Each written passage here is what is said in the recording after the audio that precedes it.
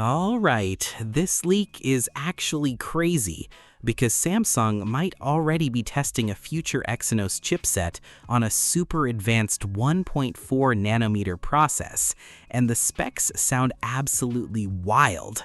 Now, before we get too hyped, this chip is probably still years away.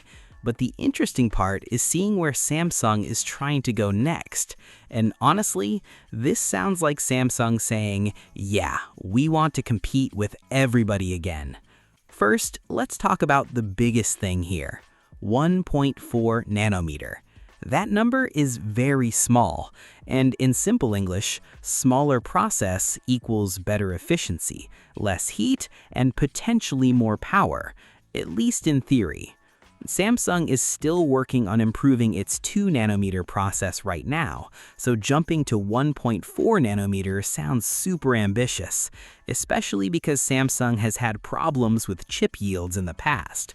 Basically, making tiny chips is hard.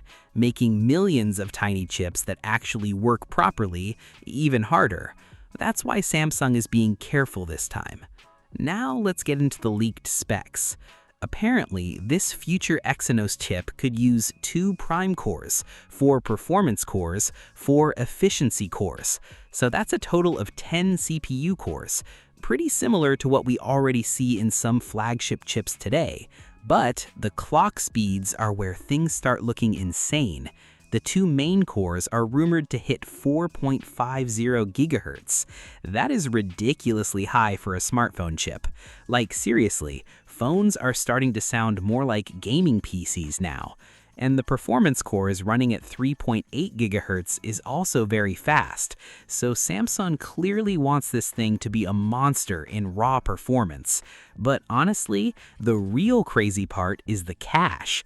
This leak says Samsung is testing 96 megabytes of system-level cache, and that is just ridiculous. To explain this simply, cache is like super fast memory inside the chip. The chip uses it to quickly grab important data without constantly going back and forth. So bigger cache can help with faster gaming, better multitasking, better efficiency, less lag, faster AI processing, better camera performance. Basically, it can help the entire phone feel smoother. Now here's why this number is shocking. Current smartphone chips usually have around 10 megabytes. This leak says 96 megabytes. That's almost 10 times bigger. Dead. Which honestly sounds almost too crazy to be real. And Samsung apparently wants to connect everything through a super wide internal bus. Sounds complicated, but simple explanation, it helps different parts of the chip talk to each other faster. So the CPU, GPU, AI engine, camera processor, all of it can move data around quicker with less delay. That means faster response times and potentially better battery life too. But there's a problem. Actually, a big problem. Huge cache takes up a lot of space on the chip, and bigger chip size means more heat, more cost, lower production yields, harder to fit into phones. So this is where the leak starts feeling a little unrealistic, because 96 megabytes inside a smartphone chip sounds massive, like massive, massive. Some people already think this kind of design may work better in laptops or AI devices instead of normal phones. And honestly, that's the most important part here. These are early test specs, not final specs. A lot can change.